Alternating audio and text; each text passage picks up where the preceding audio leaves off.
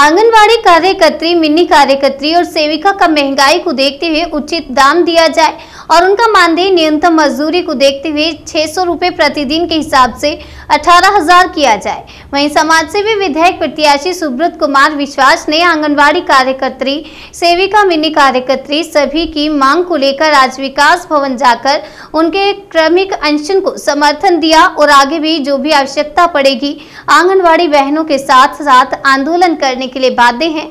जिस प्रकार देश में सरकार एक तरफ कहती है बेटी पढ़ाओ बेटी बचाओ, वहीं दूसरी तरफ आंगनवाड़ी महिलाओं के साथ सरकार द्वारा रवैया अपना रही है, जहां दिन रात मेहनत करने वाले आंगनवाड़ी कार्यकर्ताओं को मानदेय के रूप में सिर्फ सरकारी मानक की सैलरी न देकर उससे भी कम तनख्वाह पर रखकर अधिकारी करा रही है।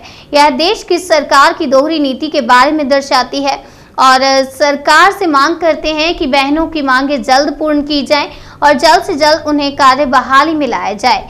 मिनी कार्यकर्त्री आंगनवाड़ी कार्यकर्त्री को कहा कि अगर सरकार जल्द से जल्द आप सभी बहनों की मांगे पूर्ण नहीं करती है तो 2022 के चुनाव के बाद अगर रुद्रपुर विधानसभा से चुनाव जीतता हूं तो बहनों की सभी मांग पूर्ण करने के लिए सरकार के ऊपर दबाव बनाया जाएगा और सभी बहनों को 20,000 सैलरी की मांग सरकार के माध्यम से रखी जाएगी। आज जिस तरह देश में महंगाई है, कहीं ना कहीं सरकार गरीब और आम जनता का शोषण कर रही है। महंगाई बढ़ चुकी है परंतु सैलरी आज भी लोगों की जस की तस है।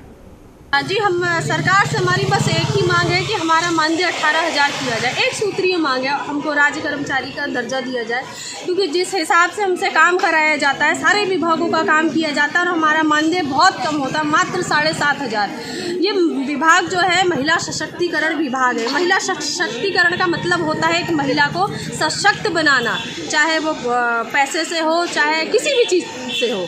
लेकिन 7,500 में एक महिला कैसे सशक्त बनेगी? उसको अपना घर भी चलाना है, बच्चों को शिक्षा भी देनी है और स्वास्थ्य की शिक्षा भी देनी है, स्वास्थ्य सुविधा भी देनी है। 7,500 रुपये में कैसे हम सशक्त बनेंगे? सरकार से हमारी बस एक ही मांग है कि जो आपने महिला सशक्तिकरण विभाग में विधवा को, तलाकशुदा को, परित्यक्ता को चयनित किया है, आपने उनको वरीयता दी है, तो कृपा करके आप उनको सच में ही सशक्त बनाएं, उनको स्वावलंबी बनाएं। 7,500 में कोई भी महिला सशक्त नहीं बन पाएगी।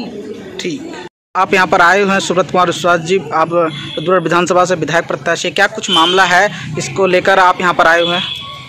देखिए, मुझे अभी कुछ दिनों पहले से पता लगा कि बहनों के संग किस प्रकार से अत्याचार हो रहा है और मैंने देखा है कि जैसे अभी कुछ दिनों पहले आशा कार्यकर्ताओं के संग भी पता लगा मानदेय एक इनको सैलरी नहीं दी जाती, वेतन भत्ता नहीं दिया जाता।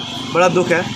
आज जो हमारे यहाँ पर जो आंगनबाड़ी कार्यकर्ता है, मैं देखता हूँ कि दोपहर में तपती धूप में लोगों की सेवा करते हैं, घर घर जाके बच्चों को जागरूक करती हैं, एजुकेशन को लेकर काम करते हैं। हर क्षेत्र में मैंने यहाँ तक कि देखा, जब वोटर ID कार्ड भी बनता तब भी इन लोगों का कहीं ना कहीं कार्य रहता है। हर कार्य में ये लोग लिप्त रहते हैं, सामाजिक जो आपके सरकारी काम होते हैं। और इनकी जब सैलरी मैंने सुनी कि 7,000 रुपये सैलरी है, आज मुझे देखता है, जब मुझे आशा कार्यकर्ताओं का पता लगा उनकी 5,000 रुपये, इनकी 7,000 रुपये, आज मुझे ऐसा लगता है कि देश के अंदर जहाँ पर सरकार बड़ी बड़ी बोर्ड लगाती है, होर्डिंग लगाती है कि बेटी बचाओ बेटी पढ़ाओ, मुझे लगता है कि ऐसे क्या बेटी बचाओगे और ऐसे क्या बेटियों को पढ़ाओगे जब 7,000 रुपये इनकी सैलरी है। आज के डेट में 7,000 रुपये में होता क्या है? कम से कम इनकी सैलरी, कम से कम न्यूनतम सैलरी मेरे हिसाब से तो कम 20,000 रुपये होनी चाहिए, जो सरकार को इनको देनी चाहिए। क्योंकि इनकी कड़ी मेहनत, जो AC रूम में बैठे हुए बॉस होते हैं, बड़े बड़े जो कर्मचारी है, सरकारी कर्मचारी, वो AC रूम में बैठे रहते हैं और धरातल में मेहनत करने वाले यही लोग होते हैं। उनसे ज़्यादा मुझे तो लगता है कि उनकी जो सैलरी 25-25, 1-1 लाख रुपये जो सैलरी है, उनको ना देके इन लोगों को देना चाहिए। क्योंकि ये धूप में घूमने वाले लोग हैं, ये घर घर जाके लोगों की सेवा करते हैं, ये घर घर जाके सरकारी योजना पहुंचाते हैं। जब ये योजनाएं पहुंचाने वालों की सैलरी 7,000 रुपये है तो सोचो कि सरकार किस तरह से इन लोगों की शोषण करते हैं। मैं सरकार से अगर मांग करता हूँ कि इन लोगों की मांगों को जल्द से जल्द पूरा किया जाए। अगर पूरा नहीं होता है तो कहीं ना कहीं एक जन आंदोलन के रूप में हमें रुद्रपुर के अंदर धरना भी देंगे और रुद्रपुर के अंदर जन आंदोलन के रूप में आक्रोश होकर हमें रास्ते में उतरना पड़ेगा, तो हम रास्ते में उतरेंगे। मेरा साथ मेरी बहनों के साथ है और बहनों की एकता में ही हमारी एकता है। जय हिंद, जय भारत। सर, उसकी एक मांग ये सूत्र है कि हमारा मानदेय 18,000 होना चाहिए। देखो, आंगनवाड़ी वर्कर, एक आंगनवाड़ी ऐसी है जो हर एक क्षेत्र की नींव है। कोई भी विभाग है, वो अपना कोई भी कार्य करवाना होता है, उसे सबसे पहले आंगनवाड़ी की ही याद आती है, चाहे वो हमारा BLO विभाग हो, स्वास्थ्य विभाग हो।